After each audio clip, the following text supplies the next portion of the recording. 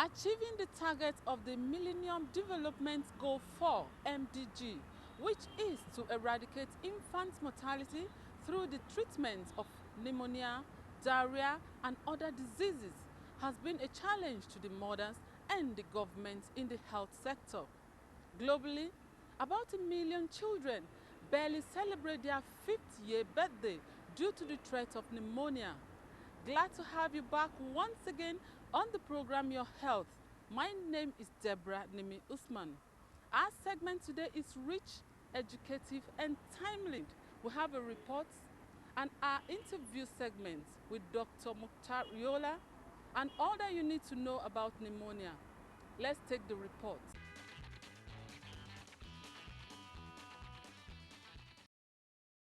It is no longer news that pneumonia is a killer disease for children under 5 years. About 177,000 children die annually as a result of pneumonia disease in Nigeria. While these deaths are preventable, the figure keeps increasing around the month of March to August because of the cold weather, which is not favorable to most children. I know that it's associated with cold exposure to cold weather and so on. Number one, I know it has to do with cold and weakness of the body, and you're having pains your two sides of body. I know that there are signs. It's fever. The person will have high fever, and then weakness of the body too. They call it the signs of pneumonia. The major cause of pneumonia in children is bacteria. It's a bacterial infection. But the thing that elevates it or maybe makes it to worsen is when you expose them to cold, and when you give them cold things like, the weather now, it's not really friendly. So when you give these children ice cream coupled with the cold weather, it will elevate the pneumonia, sorry. Pneumonia is an infection of the lungs caused by a range of viruses, bacteria, and fungi. Some of these viruses often cause congestion and cold symptoms in the child. Although some parents understand the symptoms and signs of pneumonia, they however find it difficult to manage their children at such critical time and keep them protected from contacting pneumonia. Once pneumonia signs and symptoms are noticed in a child, appropriate action should be taken. The first contact should be going to see the doctor and trying to diagnose, because you can actually predict if you don't have a medical experience. Those that has no idea of it, many things is something else. Many will, think or suggest it's malaria. But if you know, like I've gotten the experience, all I do is to come to doctor and complain and make sure that I am tested before taking some treatment. I'm here because of the pneumonia she had before. So I took her to the hospital. They couldn't, there's a hospital I took her to. They were treating malaria, so I brought her to this hospital. And then they diagnosed that it's pneumonia, that she has pneumonia. And they've treated the pneumonia. With the high temperature, I have to sponge with water before I get to the hospital, or also give paracetamol. That will also help. Then before I rush the child down to the hospital. But if peradventure I have none of this in my disposal and I'm very close to the hospital, I'll meet a doctor for treatment. One vital factor that leads to increase in death among children with pneumonia is the application of home remedy method by parents with the sole belief that cold is responsible for pneumonia. As a result of this, the child is wrapped and eventually soaked in his or her own sweat. There is near absence of knowledge on other factors that can cause pneumonia, such as smoking among others. In addition, self-prescription like over-the-counter drugs without proper diagnosis play a huge role in pneumonia deaths among children below 5 years.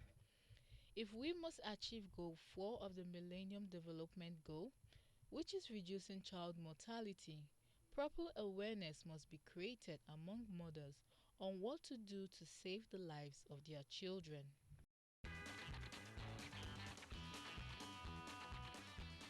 You will agree with me that the weather is not all that friendly to most children under 5 years because of the cold. But wait a minute, is cold solely responsible for pneumonia? What is actually pneumonia and how can it be managed? Dr. Mukhtar Yola will educate us.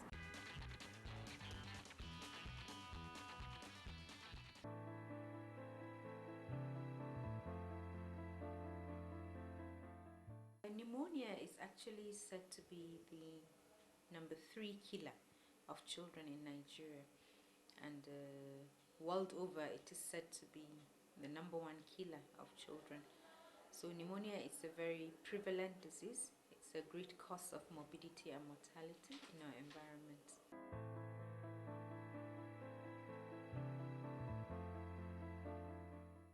Well, when you're talking about childhood pneumonia, you talk about predisposing factors, and then you talk about causes. Okay, now when you're talking about causes of pneumonia, it's not really cold. When you say cold, we're talking about environmental temperature that is causing pneumonia. The causes of pneumonia are usually infective organisms, and they can be viral or they can be bacterial, or viral causes would include conditions like pneumonias resulting from measles, resulting from pertussis, resulting from many other viruses such as the adenovirus, rhinoviruses, etc. And then we also have a high prevalence of bacterial pneumonias, such as pneumonias caused by strep pneumoniae, Haemophilus influenza, and several organisms which cause severe pneumonia in children. But when you talk about predisposing factors to pneumonia, yes, certain environmental factors have been found to predispose, and that's when you talk about a wet and cold environment. You talk about environmental smoke, and in how smoking, whether the parents are smoking, or passive smoking, which would indirectly affect the child, cooking with stoves or firewood, and the child is exposed to that environment, it can predispose a child to having a pneumonia. Also, conditions like malnutrition. If the child's nutrition is very poor, that child will be predisposed to pneumonia, and several other predisposing factors. So there's a difference between predisposing factors and causes of pneumonia. Now, children are vulnerable to infections generally because their immune system is not well developed. Okay, and if you have other factors such as malnutrition and lack of micronutrients, then it further makes the child even more vulnerable to infections. And as we said, some of these organisms that cause pneumonia are organisms that are in the air, just free floating in the air, especially the viral illnesses. Okay, and a child that goes to daycare or goes to school or has a senior sibling or a family member that has a cold, cough and cold, that child can easily catch cough and cold, and if it is not properly managed, it can become a pneumonia. Okay, for people that don't have a good personal hygiene, it's very easy to contact infections from other people that already have the infection. That's why you hear us talking about good measures to prevent infections, such as adequate hand washing, because anybody can touch a secretion from someone, and once you rub it near your nostril, that infection can actually go into that child who is predisposed to it. So and then sometimes these organisms, as I said, they're just there in the air, because pneumonia is an infection that you acquire through breathing the organism through the respiratory tract. So many at times it's not something that one can say, I can definitely prevent pneumonia, but there's several steps that one can take in preventing his child from developing a pneumonia.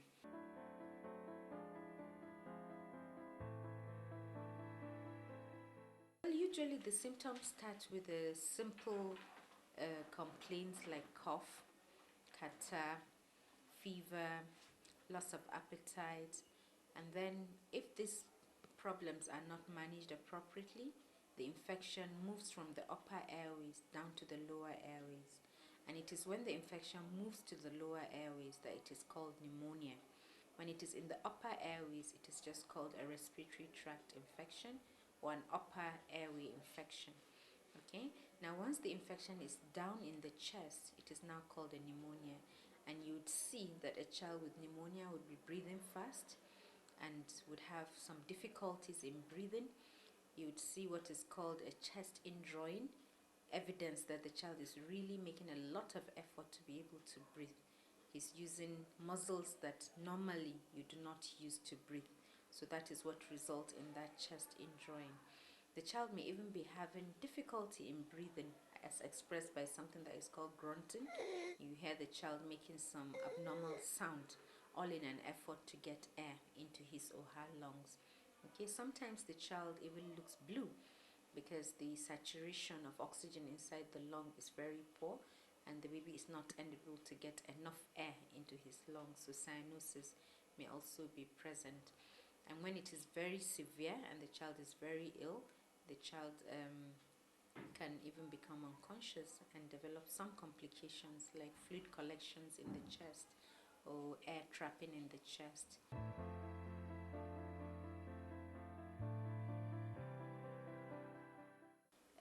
Well, all respiratory tract infections are transmissible because it is airborne. You can sneeze into the air, and a person sitting in the same room with you, when he inhales that air, also inhales those organisms into his lungs. So you can say, yes, pneumonia is transmissible.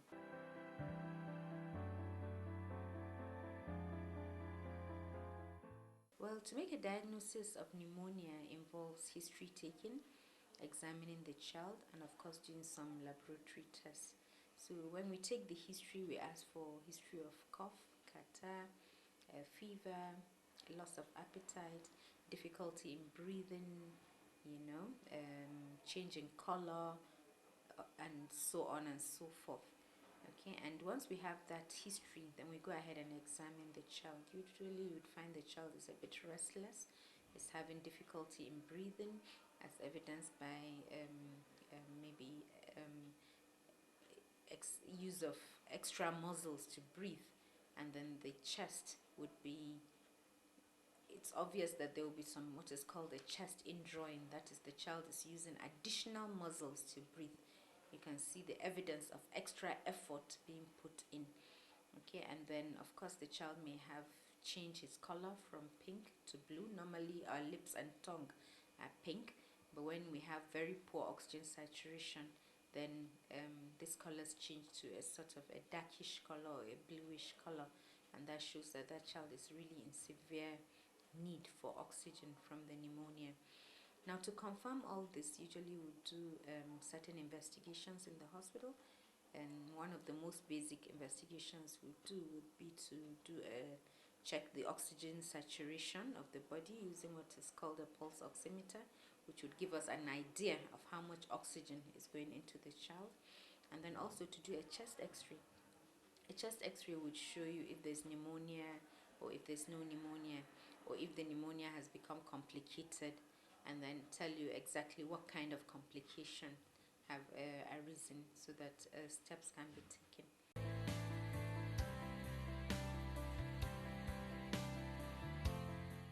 Pneumonia is a treatable disease, and I'm glad you're asking these questions because some mothers would always say, my child has had pneumonia for the last 10 years, and we know that that does not happen. Pneumonia comes in episodes. If a child has a pneumonia at the age of 1 year, and if it is properly treated, that pneumonia would completely go away. But it doesn't mean that the child cannot have pneumonia again in his life. That child can have pneumonia again. But it's not the pneumonia at 1 year old, at the age of 1, that persists till the age of 5. I don't know if you understand what I'm trying to say. Okay, and then the causes of the pneumonia can be different at the different times of infection that the child has. Okay, so pneumonia is treatable. If it is, and there's several things we do to treat pneumonias depending on the cause of the pneumonia. But one of the most important things we do is to make sure that the patient is well hydrated. We control the temperature. If the child needs oxygen, we put the child on oxygen if it's in hospital. And if it is a bacterial pneumonia, we put the child on antibacterials, antibiotics. If it is viral and you have access to antiviral drugs, you put the child on antiviral drugs. And in addition to all other supportive treatment that we offer. And if the pneumonia is complicated by, say, fluid collection in the lungs, then the fluid will be drained and other complications will be appropriately managed.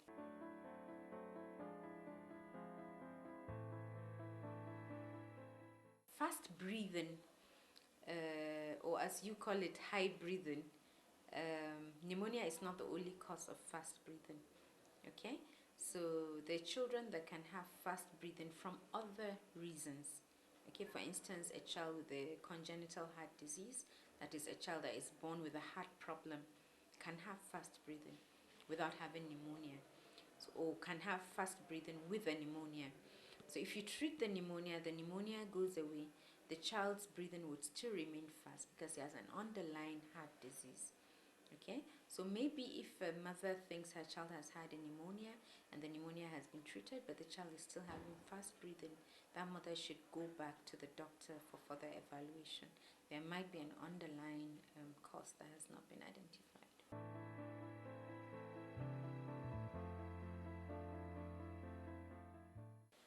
Well, a mother cannot manage pneumonia. Pneumonia has to be managed in the hospital. If a mother thinks her child has a respiratory tract infection that has refused to go away after a couple of days, that child should be brought to hospital to be evaluated to find out if the child has a pneumonia. If the child has a pneumonia, the doctor would need to prescribe some medications depending on the degree of the pneumonia. If it's a simple pneumonia, the child can go on oral medications and then be asked to come back for follow-up.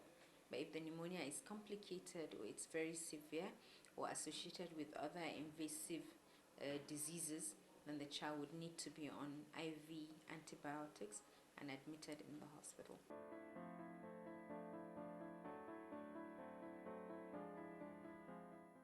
Well, it's not only pneumonia that is resistant to antibiotics. We have a high rate of antibiotic resistance across us. Generally, a lot of infections, there is antibiotic resistance.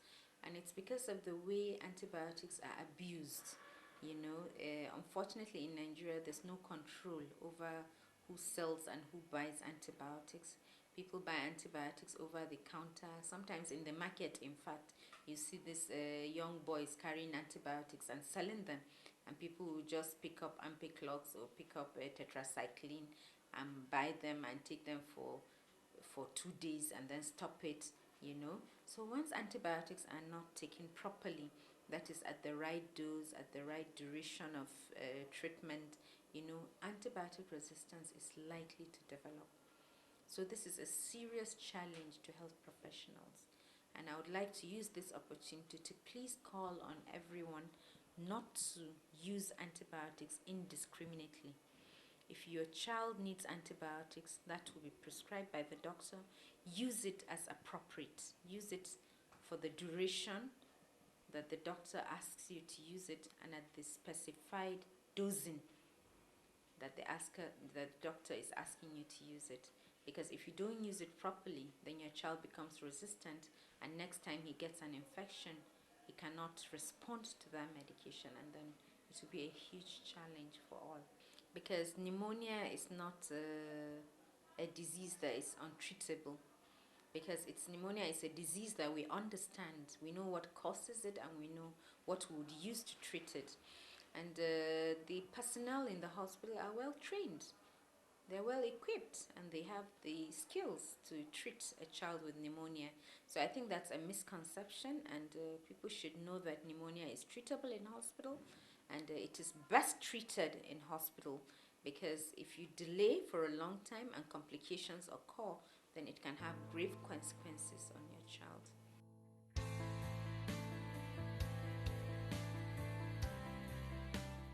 There are several ways to prevent pneumonia.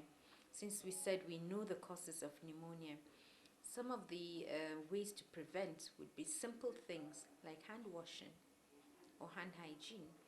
Especially children in schools, when you have a group of 20 children together, one of them has a cough, one has all sorts of infections, these children should be taught to have their hands cleaned.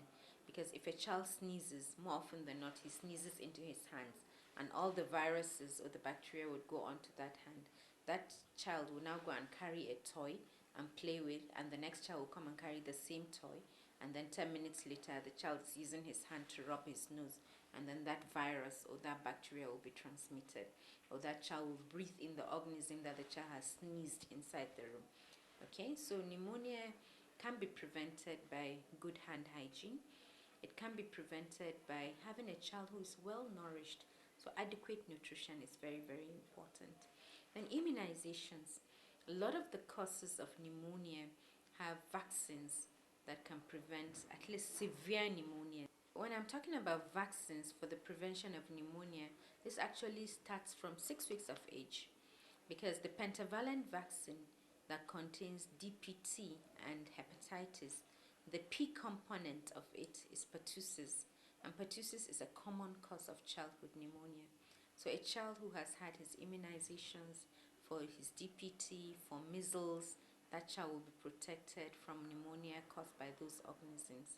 Okay, then we have other vaccines too, like the Haemophilus influenza type B, or otherwise called HIB vaccine. And then we have the pneumococcal vaccine, which we know that pneumococcus is one of the major causes of pneumonia.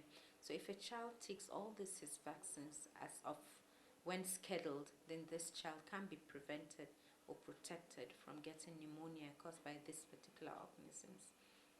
Okay, and then vitamin A too is part and parcel of the immunization schedule, and we know that vitamin A has a way of strengthening the lung parenchyma and protecting it from developing infections.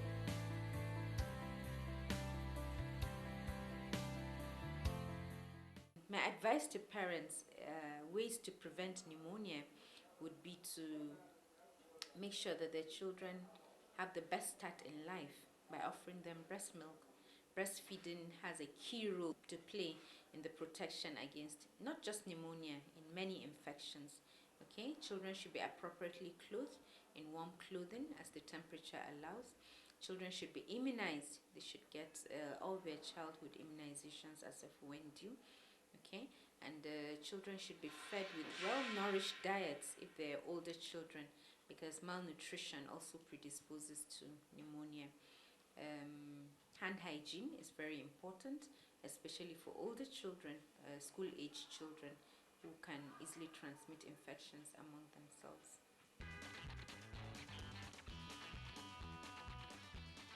Good. You have been educated on what is pneumonia and how to manage it.